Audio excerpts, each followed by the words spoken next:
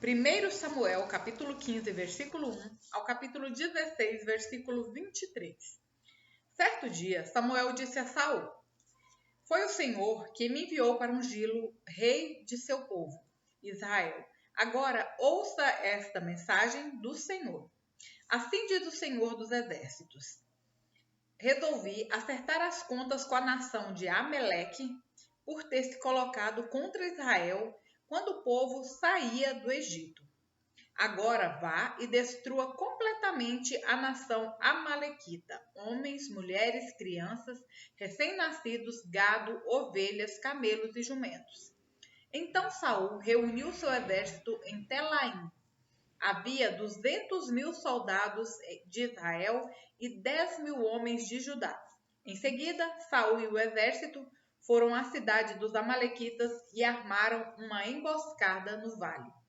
Saul mandou este aviso aos queneus: Afastem-se de onde vivem os amalequitas, para que não morram com eles, pois vocês demonstraram bondade a todos os israelitas quando eles saíram do Egito. Então os queneus saíram do meio dos amalequitas. Saul atacou e derrotou amalequitas desde Avilá até Sur, a leste do Egito. Capturou Agag, o rei amalequita, e destruiu completamente todo o povo. Saul e seus homens pouparam a vida de Agag, bem como o melhor das ovelhas, do gado, dos bezerros gordos e dos cordeiros. Destruíram apenas o que não tinha valor ou que era de qualidade inferior. Então o Senhor disse a Samuel: Arrependo-me de ter colocado Saul como rei, pois ele se afastou de mim e se recusou a obedecer às minhas ordens. Samuel ficou tão frustrado ao ouvir essas palavras que clamou ao Senhor a noite toda. Na manhã seguinte, bem cedo, Samuel foi procurar Saul. Alguém lhe disse: Saul foi para a região do Carmelo, onde levantou um monumento para si próprio. Depois seguiu para Gilgal. Quando Samuel finalmente o encontrou, Saul cumprimentou com alegria. Que o Senhor o abençoe, disse Saul. Cumpri a ordem do Senhor. Samuel perguntou: Então, o que é esse balido de ovelhas e esse mugido de bois que estou ouvindo? Saul respondeu: É verdade que os soldados pouparam o melhor das ovelhas e dos bois que pertenciam aos amalequitas, mas eles vão sacrificá-los ao Senhor seu Deus. Quanto ao resto, destruímos tudo. Então Samuel disse a Saul: Basta, ouça o que o Senhor me disse na noite passada. O que foi? Perguntou Saul. Samuel respondeu: Embora a seus próprios olhos você se considerasse insignificante, não se tornou o líder das tribos de Israel? Sim, o Senhor ungiu o rei sobre o povo. Então o Senhor o enviou numa missão e disse: Vá e destrua completamente aqueles pecadores, os amalequitas. Lute contra eles até exterminá-los. Por que você não obedeceu ao Senhor? Porque tomou apressadamente os despojos e fez o que era mal aos olhos do Senhor? Mas eu obedeci ao Senhor, insistiu Saul. Cumpri a missão que ele me encarregou. Trouxe o rei Agag, mas destruí todos os outros amalequitas. Então, meus soldados trouxeram o melhor das ovelhas e dos bois, bem como o melhor dos despojos, a fim de sacrificá-los ao Senhor, seu Deus, em Gilgal.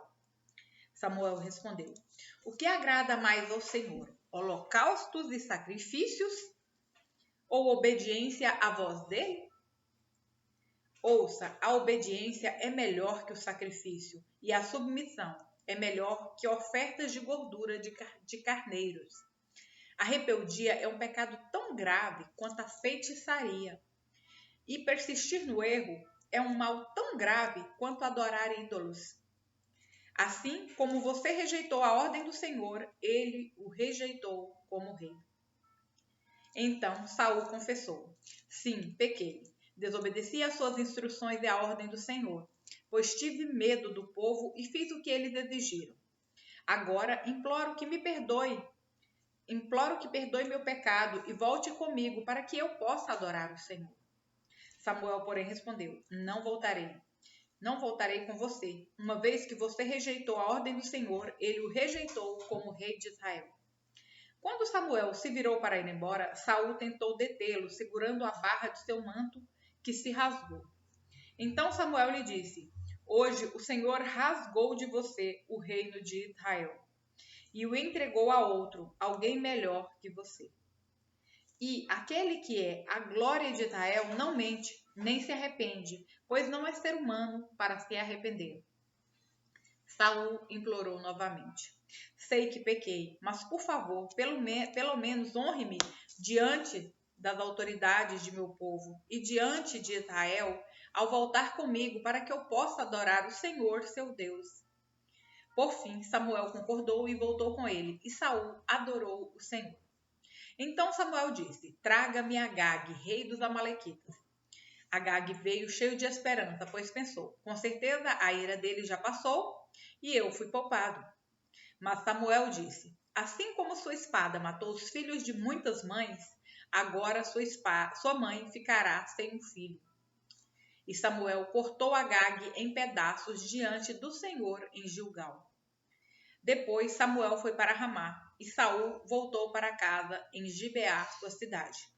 Até o dia em que morreu, Samuel não voltou a ver Saul, embora sempre lamentasse o que aconteceu com ele. E o Senhor se arrependeu de ter estabelecido Saul como rei de Israel. O Senhor disse a Samuel: Você já lamentou o suficiente por Saul. Eu o rejeitei como rei de Israel. Agora enche uma vasilha com óleo e vá a Belém. Procure um homem chamado Jessé, que vive ali, pois escolhi um dos filhos dele para ser rei. Como posso fazer isso? Perguntou Samuel. Se Saul ficar sabendo, me matará. O Senhor respondeu: Leve o novilho com você e diga: Vim oferecer um sacrifício ao Senhor. Convide Jessé para o sacrifício, e eu lhe mostrarei o que você deve fazer e qual dos filhos dele deve ungir para mim. Samuel fez o que o Senhor disse. Quando chegou a Belém, as autoridades da cidade foram encontrá-lo, tremendo de medo. O Senhor vem em paz? Perguntaram. Sim, respondeu Samuel. Vim oferecer um sacrifício ao Senhor. Purifique-se e venham comigo para o sacrifício. Então Samuel realizou a cerimônia para purificar Jessé e seus filhos, e também os convidou para o sacrifício. Quando chegaram, Samuel olhou para Eliabe e pensou: Com certeza este é o homem que o Senhor ungirá. O Senhor, porém, disse a Samuel: Não o julgue pela aparência nem pela altura, pois eu o rejeitei. O Senhor não vê as coisas como o ser humano as vê. As pessoas julgam pela aparência exterior, mas o Senhor olha para o coração. Então Jessé chamou seu filho Abinadab e o levou até Samuel. Ele, porém, disse: Não foi este que o Senhor escolheu. Em seguida, Jessé chamou Simeia. Mas Samuel disse: Também não foi este que o Senhor escolheu. Da mesma forma, todos os 7 filhos de Jessé foram apresentados a Samuel. Mas Samuel disse a Jessé: O Senhor não escolheu nenhum deles. Então Samuel perguntou: São estes todos os seus filhos? Jessé respondeu: Ainda tenho o mais novo, mas ele está no campo, tomando conta do rebanho. Mande chamá-lo, disse Samuel. Não nos sentaremos para comer enquanto ele não chegar. Jessé mandou chamá-lo. Era um jovem ruivo, de boa aparência e olhos bonitos. E o Senhor disse: É este, levante-se e unja-o com óleo. Enquanto Davi estava entre seus irmãos, Samuel pegou a vasilha com óleo que havia trazido e ungiu. A partir daquele dia, o Espírito do Senhor veio poderosamente sobre Davi. Depois disso, Samuel voltou a Ramá. O Espírito do Senhor se retirou de Saul, e o Senhor enviou um espírito maligno que o atormentava. Os servos de Saul lhe disseram: Um espírito maligno enviado por Deus está atormentando o Senhor. Permita que procuremos um bom músico para tocar a harpa sempre que o espírito o afligir. Ele tocará música para acalmar o Senhor e o fará sentir-se melhor. Está bem, respondeu Saul. Encontre alguém que saiba tocar bem e traga-no para cá. Um dos servos disse a Saul: Um dos filhos de Jessé de Belém sabe tocar harpa. Além disso, é um rapaz corajoso, apto para ir à guerra e tem bom senso. Também é moço de boa aparência, e o Senhor está com ele. Então Saul enviou mensageiros a Jessé para lhe dizer: envie-me seu filho Davi, o pastor de ovelhas. Jessé enviou Davi a Saul e com ele mandou um jumento carregado de pão, um cabrito e uma vasilha de couro cheia de vinho. Davi se apresentou a Saul e começou a servi-lo. Saul gostou muito de Davi e o tornou seu escudeiro. Então Saul enviou uma mensagem a Jessé pedindo: deixe que Davi continue a meu serviço, pois estou muito satisfeito com ele. Assim, sempre que o espírito maligno enviado por Deus afligia Saul, Davi tocava a harpa. Saul se sentia melhor e o espírito se retirava dele. João, capítulo 8, versículos 1 ao 20. Jesus voltou ao Monte das Oliveiras, mas na manhã seguinte, bem cedo, estava outra vez no templo.